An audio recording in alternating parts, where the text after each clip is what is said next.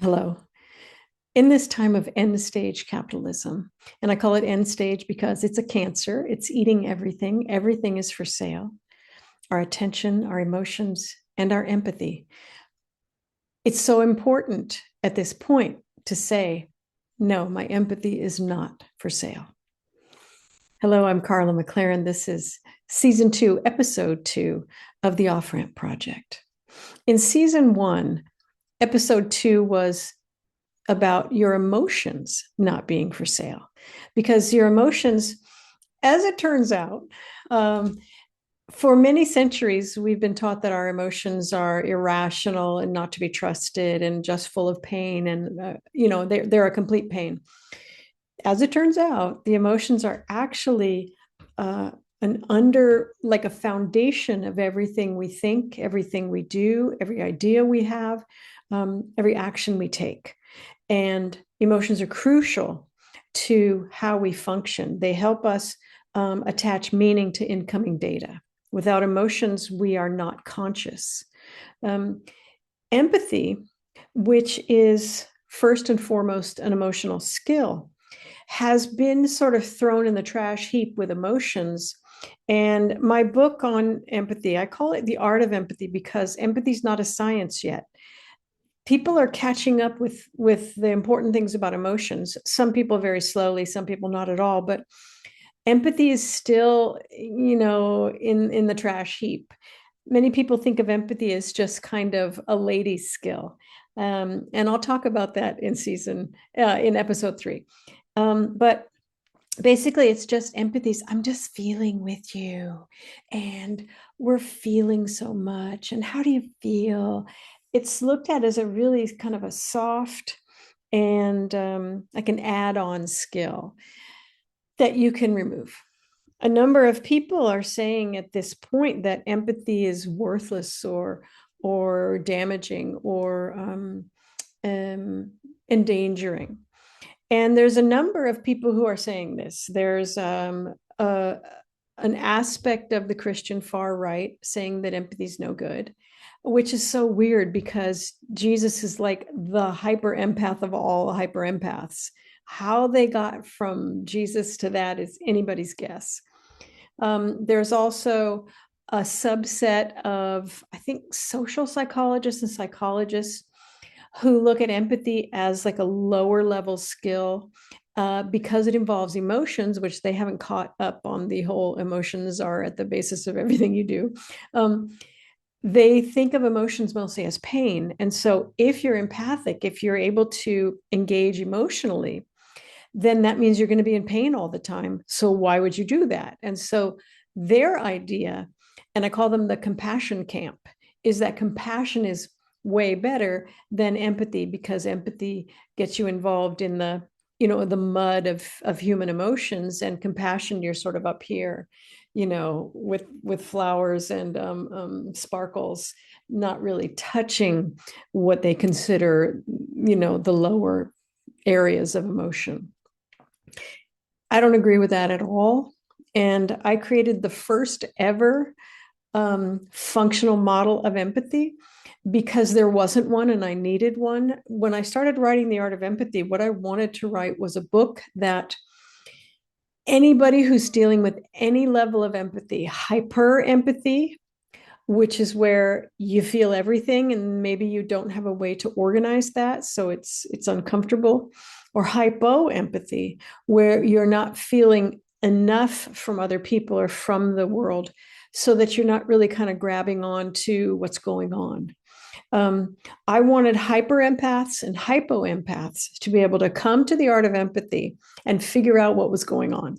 So I made myself just an impossible task with this model, but I went into the research and I started looking at how people were talking about different aspects of empathizing. And a lot of it actually didn't say the word empathizing because it wasn't, I think I wrote Art of Empathy in 2012. It wasn't really considered a serious area of inquiry because it was connected with emotions. And, who wants to look at that? Well, I do.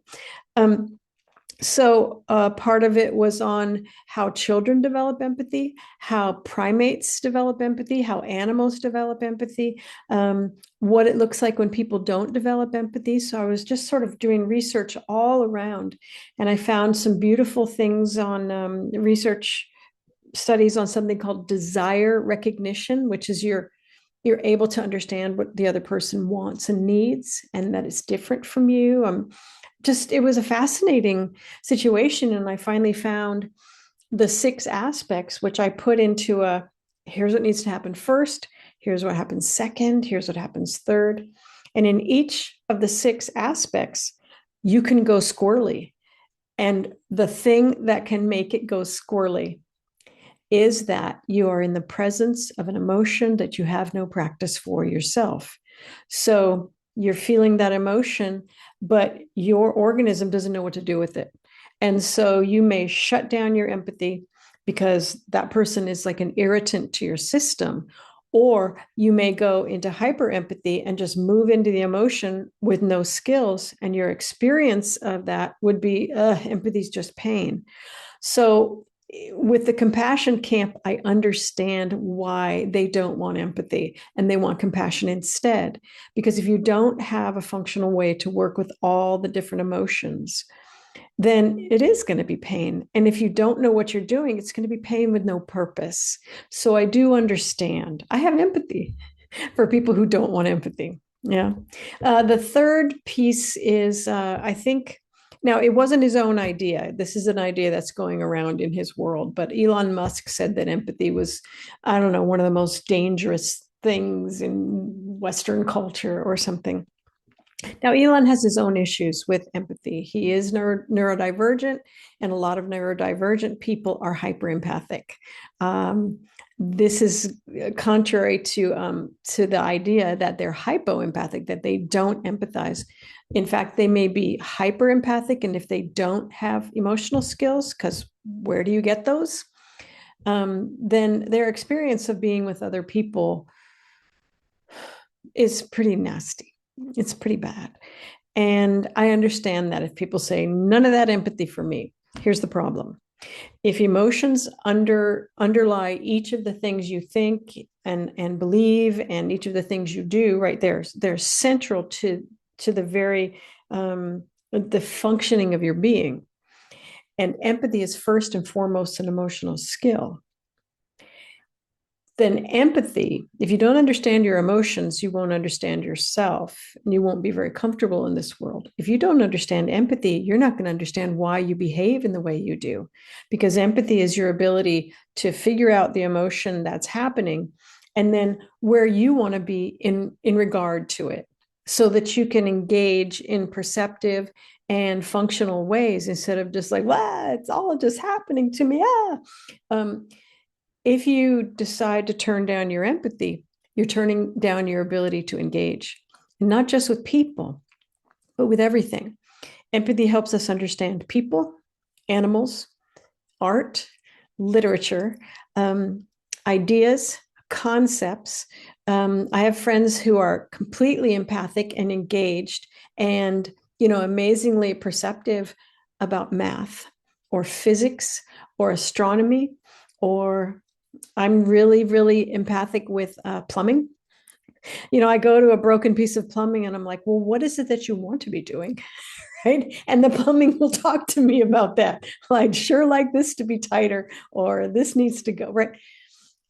What we have empathy with is endless. It's not just a human to human emotional skill, because emotions are not just a human to human thing. Emotions are how we attach meaning to incoming data. And empathy is how we behave and engage and interact with the foundation of our emotional skills. So turning down empathy means you're turning down your functional IQ, your ability to engage, and anybody who's asking you to turn down your empathy may mean you well in terms of they don't want you to feel pain, but they are also trying to control you. And that's not okay. Your empathy can't be for sale if you want to own your own self. It has to be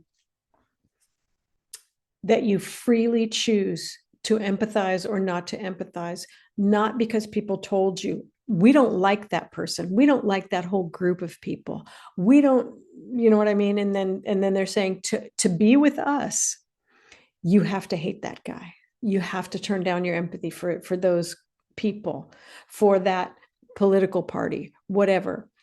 Watch your social media if you're on it, and see how many of the reels and posts are asking you to lean into the poster or the person doing the reel, so that you both can hate that third party, right? Look at how often people want to have your empathy be for sale for them. It happens all the time. I'm watching my social media very closely, and I'm like, oh, you want me to feel this emotion? You want me to feel panic and anxiety about this thing that you're telling me about? Why don't you just give me the facts and the data and let me decide what emotions I'm going to feel about it, because my emotions are not for sale, right? And same with empathy. If we're saying we hate we hate Democrats, we hate Republicans, right? I'm going to say you hate half of the country. All of them. What if they could bake a really good cake? Would you eat that cake? Do you know what I mean? How do you hate half of the country? How do you hate everybody who's a certain skin color? How do you hate everybody who's an immigrant? How do you even do that? You're turning down so much of yourself in order to have community. And what kind of community is that? Your empathy is not for sale. It can't be if you want to be a whole person. In my model of empathy, first of all, I teach the emotions. I have the book, The Language of Emotions, because empathy is first and foremost an emotional skill, and empathy will reliably turn down in the face of an emotion you don't have a practice for. So if you want to be serious about your empathy and be the healthiest, most robust form of empathy that you can manage, then you need to understand all of the emotions and have practices for them. So if anger comes up, you're like, anger is about boundaries. How does a boundary get reset here? If panic comes up, panic is about saving your life in the face of a life-threatening situation. And you say, what are my options? Fight, flee, freeze, flock to safety, right? You can do this with every emotion. Depression takes my energy away when the way that I was going and the things that I was doing were going to end me up in a really, really bad place. And depression takes my energy away. So I need to stop and see what's going on. I don't need to barrel forward anymore. Each of the emotions has a very specific reason for being and a very specific level of wisdom and genius in it. And working with the emotions will help you become more functionally intelligent in every part of your life. And it will make your empathy more understandable, healthier, and more available to you. The model that I created for the art of empathy is a 6-part model, and it comes from the research. Well, 5 of them do. The first is emotion contagion, that's a weird way to talk about it, but you can see how people feel about emotions by saying that, right? Ew, contagion. Emotion contagion, or emotion recognition, is what I would call it now, is that you see that there's something needed or there's some interaction that wants to happen. That's the first part. You and I have missed that, where someone was speaking in a way or halting, and we didn't see it, we didn't engage with it, and we just kept walking or talking or whatever. And empathy ended then because we didn't recognize that something needed to happen. So that's one of the first places, is you understand that some kind of interaction is required from you or requested. The second is empathic accuracy. And that means you know what's going on, you understand the emotion that's present or the request that's present, that you're accurate about it. And we've all missed that too. I've had friends who would make a gesture and I would read it as funny, but for them that gesture meant that they were frustrated. So I would laugh and I would look like a jerk because I hadn't read it right. My empathic accuracy was off. The third is emotion regulation. And that is, once I've seen the request or the emotion, once I've become accurate about it with empathic accuracy, then my ability to regulate the emotion becomes really crucial. And this is where a lot of empathy falls apart. We are not taught emotion regulation. We're taught emotional suppression or emotional expression. We are not taught that middle path of regulating and understanding our emotions and working with them intentionally. So a lot of times, like someone would come up and they'd be very anxious. I read that emotion with emotion contagion. Got it. I'm accurate about it. But let's say I don't have any practice for anxiety within my own body. That person, that person's anxiety would then likely become an irritant to my system because I don't have any way to process it. I don't know how, what are you doing? I wouldn't do anxiety that way, right? I would need them to be exactly like me. And that's not empathy, that's similarity. So there's a different person over there, and they are having their experience of anxiety in the way their body has learned to do anxiety. And if I have emotion regulation skills, I can remain grounded and focused in the presence of someone else's anxiety, unless their anxiety is like, there's a bear coming, let's go. And I'm like, yeah, let's all run, right? But that emotion won't be an irritant to my system if I have emotion regulation skills. Yeah. The fourth is perspective taking. I need to know that the other person is another person. It's not me. So if they're in their anxiety and I go right into it with them, I've lost my perspective, right? I've lost my, well, what was I feeling before they came over? I was feeling some contentment, a little bit of apathy, like I would have the vocabulary I needed to be functional around this person's anxiety or whatever emotion it is, right? Grief, joy, anything. I would not be standing apart like you are a separate universe. We're a social species. We co-regulate each other's emotions all day long. So there should be an engagement and a communication with us at that nonverbal level. But I should be able to understand who I am and who you are so that I'm not just clamping onto your emotions or trying to shut down your emotions because I don't know how to make a separation between the two of us. Yeah. The fifth is concern for others.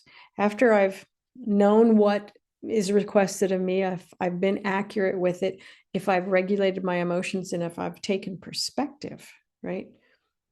I know who's who. Then I would have the place of, do I care enough? Do I have enough concern for you to do the next step? And sometimes you don't. Sometimes you gave at the office and talk to the hand. I got nothing for you. That's fine. Just to know that it's happening. For a lot of people who are hyper empathic, too much is coming in and they don't have the regulation or the kind of the boundary skills or the perspective taking skills that they need. They would be talked to the hand most of the time because it's just too much. Anybody is just too much. And it's very easy to get into empathic burnout if you're hyper empathic. It's very easy. And that's what my book, The Language of Emotions and The Art of Empathy, are about. And all the books I write, I'm a hyper empath. And what I've learned to do with empathy is something I call empathic badassery, which is not, how do you feel? How do I feel? I don't know where that voice comes from, but for me, empathy is, I can be with you in the presence of any emotion you have at any level of activation, and I will not abandon you, right? It's not, I'm too delicate to live in this world. It is empathic badassery. Empathy makes me an interaction organism. And for me, the interaction is everything. That's who I am. That's how I'm built. And so what I needed to do for myself is develop a badass level of skills in all of the emotions so that I am a blessing to this world with my hyper empathy and not just somebody laying on a couch, with a cool cloth over my eyes saying this world is too much. The world is too much, but so am I. So empathic badassery, write it down, make a hashtag. After you've done that and you've got your concern for others, I created a new title for the sixth, which I call perceptive engagement. which is now that I know the request, the emotion, now that I'm accurate, now that I'm regulated, I've emotionally regulated myself, I've taken perspective, I know who's who, and I have enough concern that day to address what's going on, then I can engage perceptively. And sometimes this is really important. It means doing nothing and seeing nothing. I tell this story on stage, but uh, you're walking down the street, and across the street, you see a very well-dressed man with beautiful shoes, walking, there, and you're just like, nice outfit. He trips. And the first thing he does, he doesn't fall down, but the first thing he does is he whips his head and he makes sure that nobody saw him, right? Hyper empath, you did not see him. You're like this. Is that a squirrel? Is that a bird? Right? You're giving that person, you've grabbed it, and it can, really good empathy can happen that quick. You saw it, you grabbed it, you saw the request, emotion contagion, you were accurate. He's filled with shame. And the most important thing isn't that his foot hurts, maybe it does, but that nobody saw him, right? You can regulate your own emotions. You took perspective. I see what he wants, not what I would want if I'm a super hyper empath, right? I have concern for him, and my perceptive engagement is looking at birds and squirrels. So he has the privacy he needs to deal with what's going on for him. Now, if I don't have perceptive engagement and I think of myself as an empath, I'll talk about that. I might put on a rainbow cape and run across the street and say, sir, I saw that you just tripped and your foot may hurt, right? And I make it about me. And, this guy is just now filled with embarrassment. And, oh no, I've just made everything worse because the empathy was about me, right? It's about me being empath. Look at me, I'm empathic. And for me, the coolest thing is to do stuff that's really empathic. Nobody knows I did it, right? Like I'm that guy who puts quarters in people's parking meters. And I don't care if they see me. I'm like, I would love it if someone did this for me. So that's the 6 aspects of empathy. If you're having a hard time having empathy for someone, or you've been told not to, you've been told that all liberals are monsters and they want to steal your money and give it to the poor. No, that's Jesus. Oh, wait, no, that's Robin Hood. It's not liberals. But if that's what you've been told, that means your empathy was for sale and you are partially bought. So, how do you get it back? For me, perspective taking is really important. I've been looking for the Off-Ramp Project at all of the many threads that have happened to make this catastrophic time in our world, our catastrophic American democracy explosion. How did it happen? I can just say I hate everybody. I hate everybody who's doing this, but that's not empathic, right? I need to understand.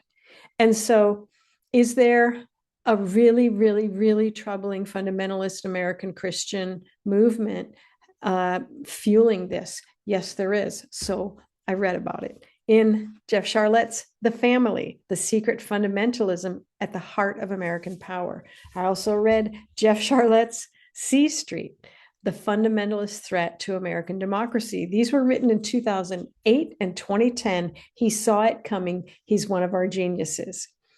We look at in the United States, there's a big movement of white supremacy. Part of the anti-immigrant backlash is white supremacist at its focus, and that would be the idea that America is a country for white people, and that white culture is really, really important.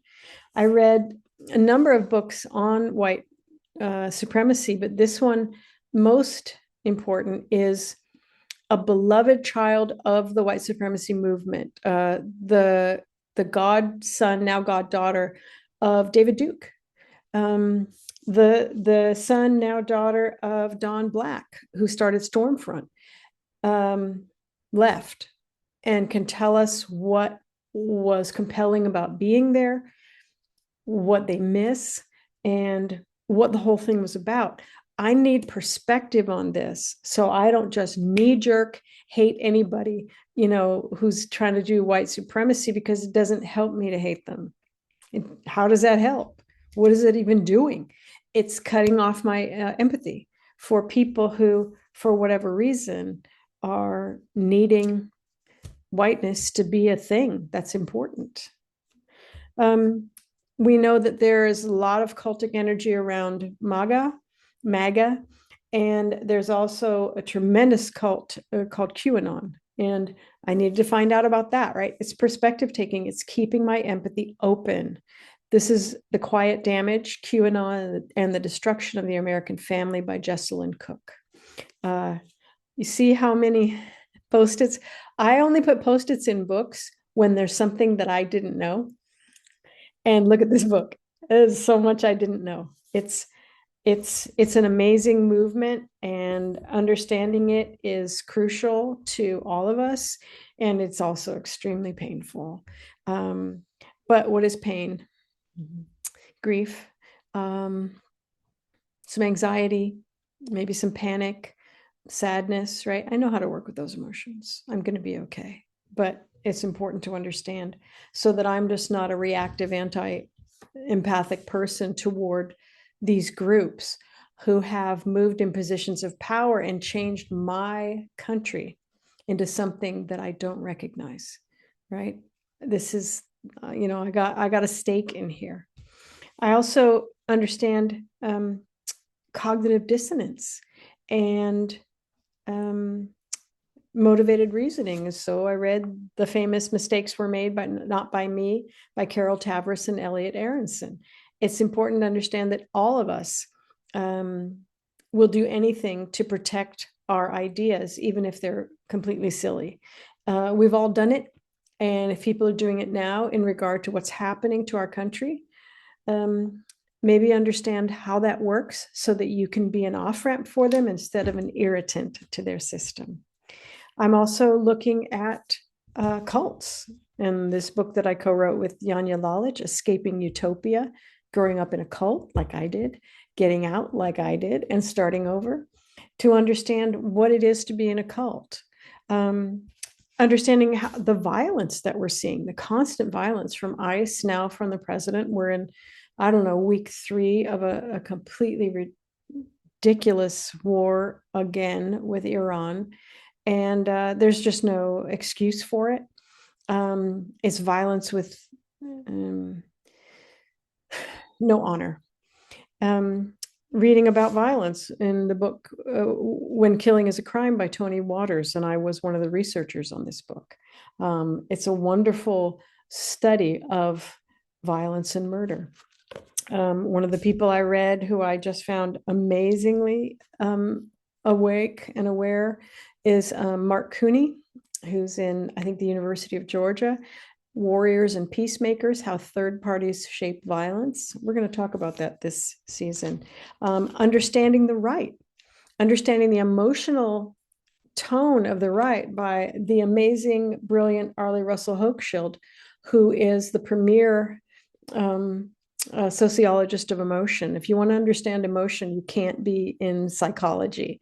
It has to be larger than that small science, and sociology and anthropology is where I've been able to get a tremendous amount of my information on emotions, because it's there, right? So this is me being surrounded by people who want me to sell them my empathy so that I can hate the right.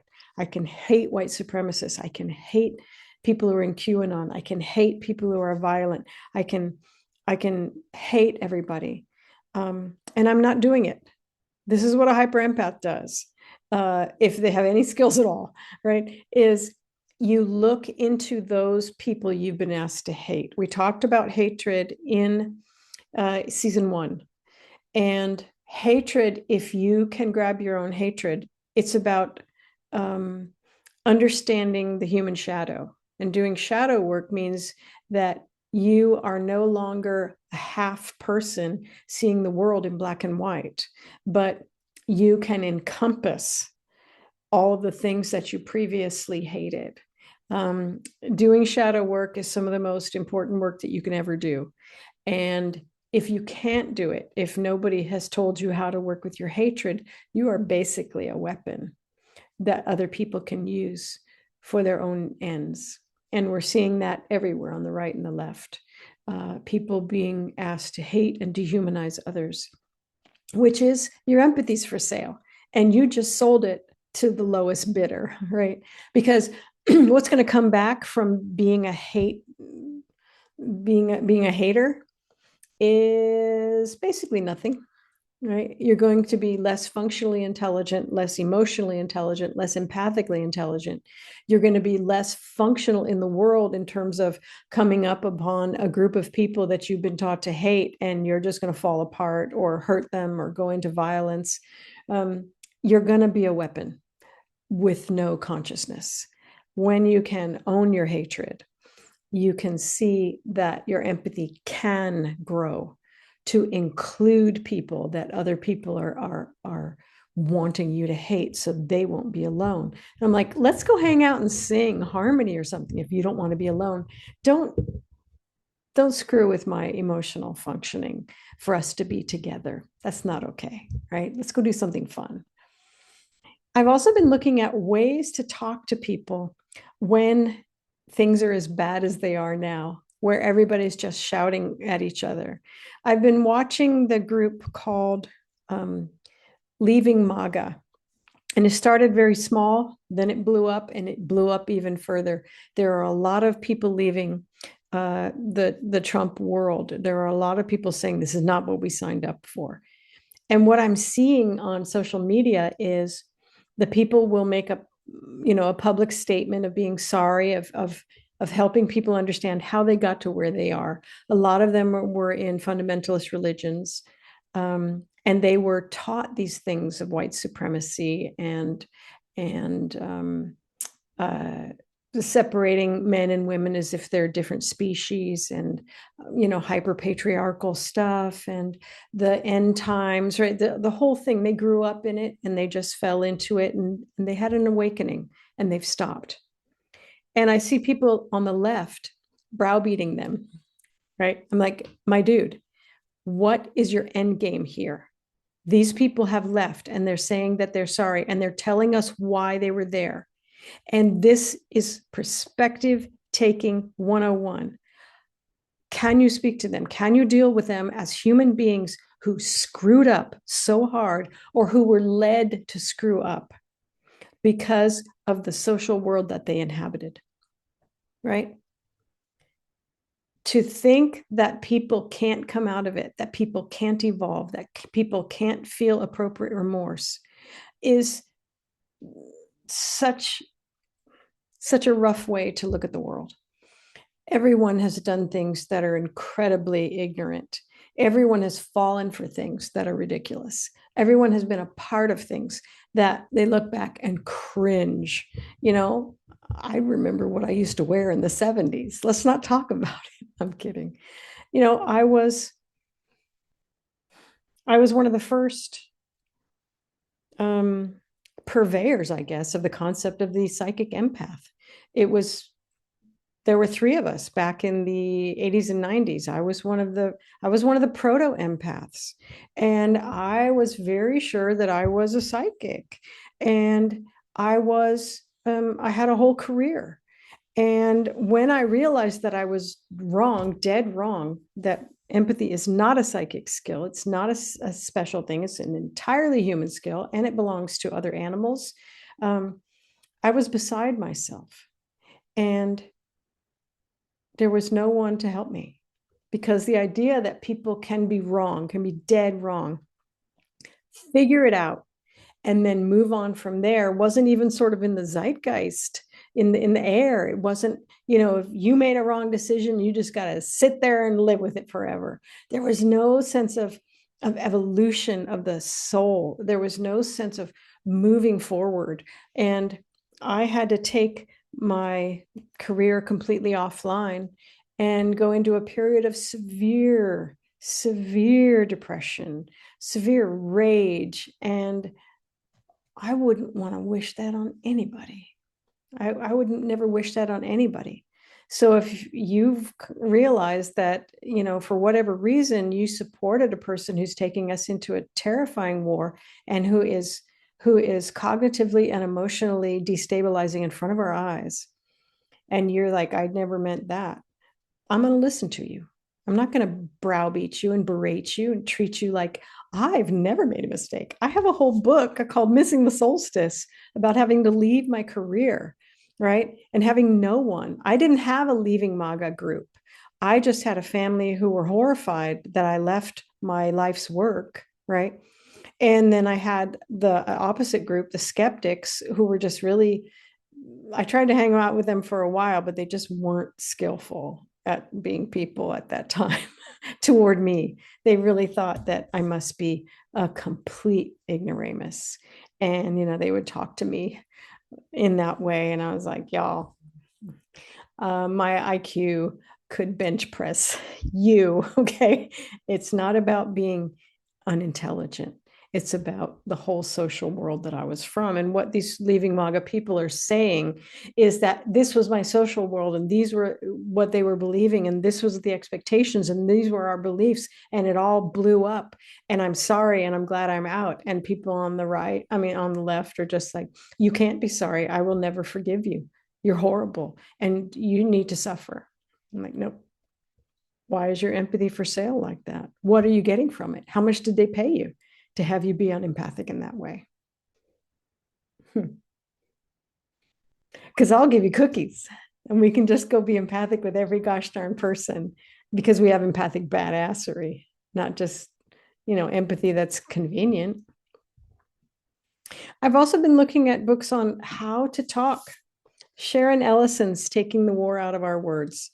It's amazing. It's hard to do, but it's really good. Monica Guzman's. I never thought of it that way. Um, Learning how to have fearlessly curious conversations in dangerously divided times. If we are divided from each other and we're unable to talk to each other, we are all patsies, right? We are easy to control.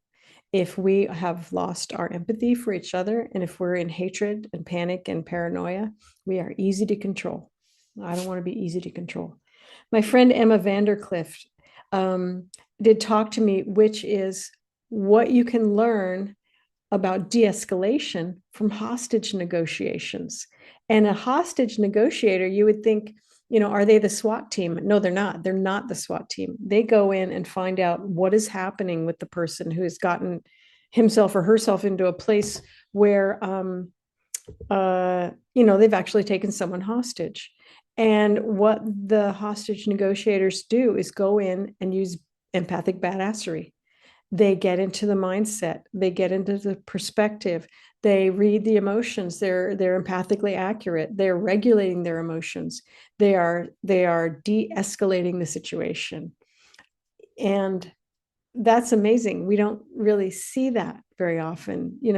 We see the SWAT teams go in on TV shows. We don't see the work that the negotiator is doing to get into the mindset of the person who has so lost their capacity to regulate themselves, right? That they are in, the worst kind of pushing themselves up against the wall position, and the negotiator finds a way in.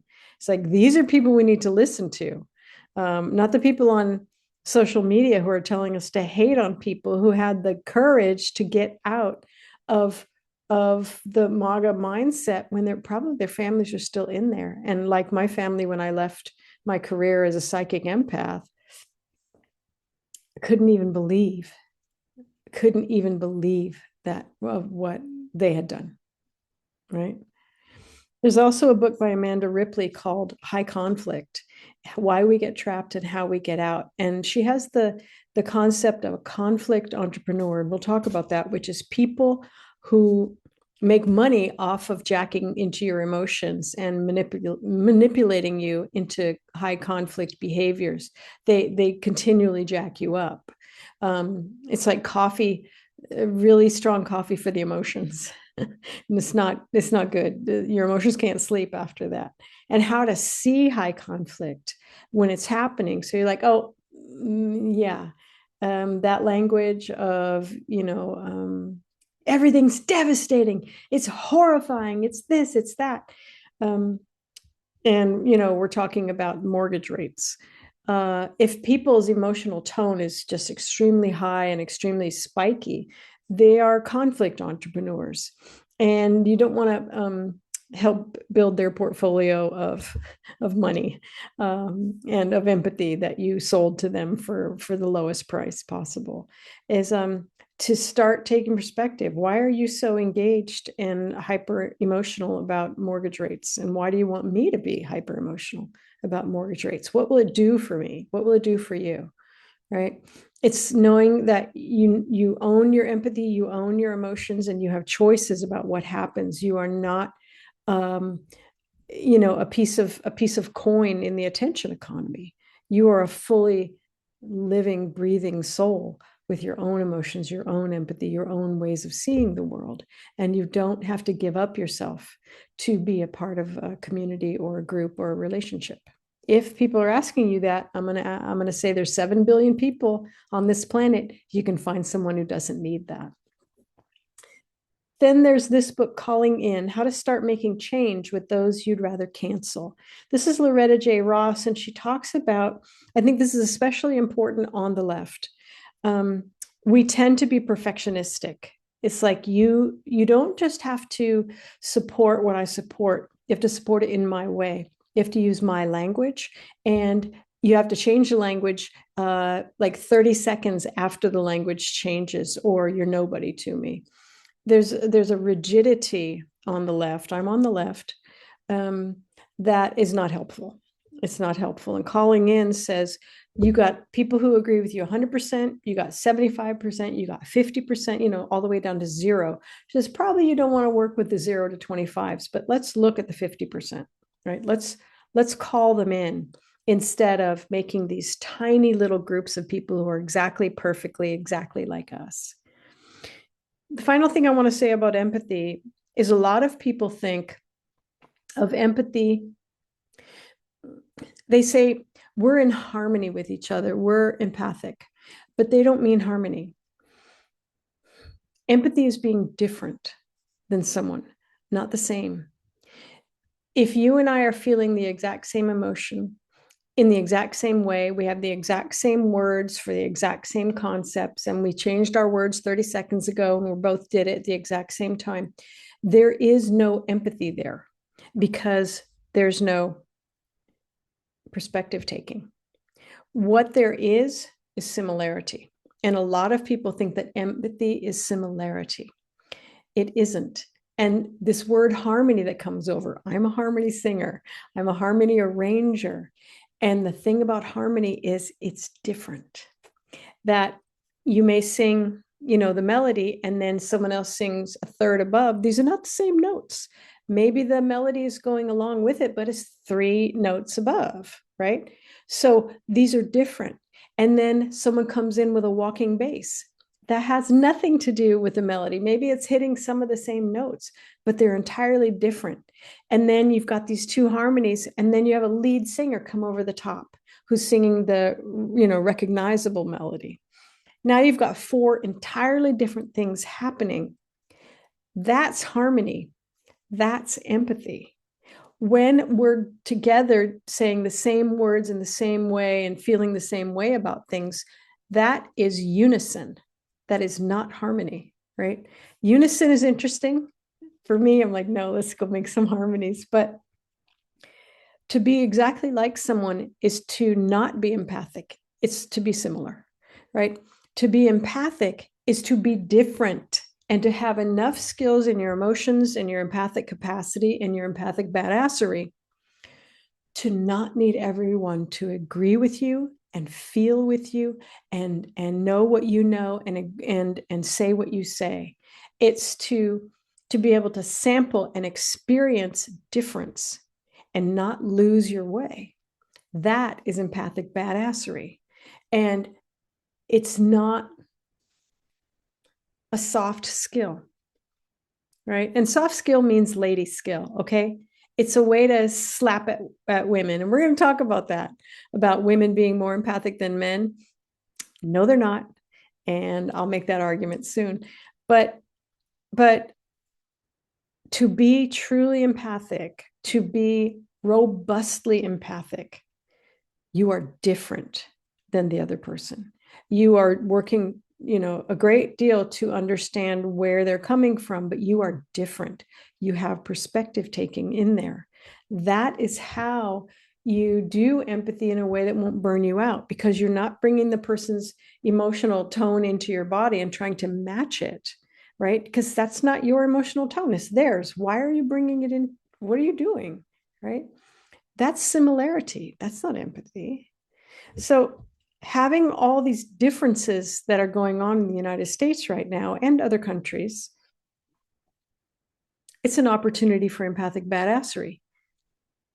Right now, it's looking like chaos because we don't have our emotional skills, we don't have our empathic skills, but we can develop them. The cool thing about empathy is no matter where you start, whether you're hyper empathic and just so miserable because people are an irritant, or you're hypoempathic and you just can't get people, you just can't get what's going on with them. You can change your empathic capacities and skills at any time in your life. From age 0 to age 120, you can moderate your empathy to make it more comfortable for yourself. And that way, Elon and fundamentalist Christians and Compassion Camp, that way you don't have to throw empathy out the window, thereby losing a massive amount of your functional social intelligence. Your empathy is not for sale, because if your empathy is really truly functional, no one could afford it, because it is the most valuable thing you have as a social primate. Your empathy is not for sale because it's valuable to you and how you function in the world. And if your empathy is functional and someone comes and says, I used to believe the most horrendous things, and I've woken up and I've realized that they were horrendous, and I don't know what I'm doing. And I don't know if anybody's going to care about me, or if they're just going to punish me and berate me for the rest of my life. You can say, well, if they do, they're going to have to come through me, because it's okay to have made terrible decisions, and it's okay to feel remorse and make changes in your life. It's okay. We all do it. So what? Let's go have some cookies. Um, let's go sing harmony. It's very cool. Be an off ramp, not just for other people, be an off ramp for you if you found that your emotions for sale, that your empathy was for sale, and that your capacity as a fully functional human being has kind of been for sale. Take that back. It's a contract you signed. You can tear it up. It's a crappy contract. We'll do some other kind of contract, right? You are the contract administrator. You're not the victim, right? You made that decision, and now you can make a better decision. That's what it looks like when you feel remorse and you work with the emotion of shame. It's a beautiful emotion. I talked about it in season 1. Go look at it. Shame is brilliant. It's as brilliant as hatred if you know how to work with it. And here's the cool thing about shame. If children do not develop shame, which is a sense of understanding what your actions do for other people, how you affect people. Shame is about your internal moral code and your ethical code. If a child, for some reason, doesn't develop shame, they won't develop empathy. Empathy and shame are friends. And a lot of people think that empathy and shame are the opposite. It's like, well, you haven't been reading the research, have you? Right? If you can feel shame and remorse, you are developing stronger and stronger empathy. And if you see people feeling shame and remorse about what they've done, welcome them, because now we've got another possible empathic badass in this world. And it's what we need. Thank you. See you next time.